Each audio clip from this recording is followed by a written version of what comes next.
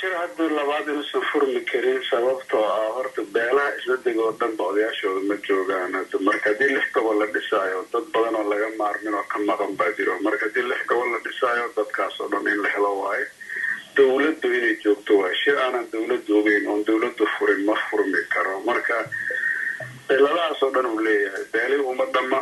dawladdu ma joogto marka saas darteed shir meesha ka furmi karo ma jiro shirkaas anaga waa tashan ku ognahay waqtiga la gaaran odayaasha hogaamiyo oo dadaal badan u maray hal sano waday ayagaana garan karaan markii ay dawladuna helaan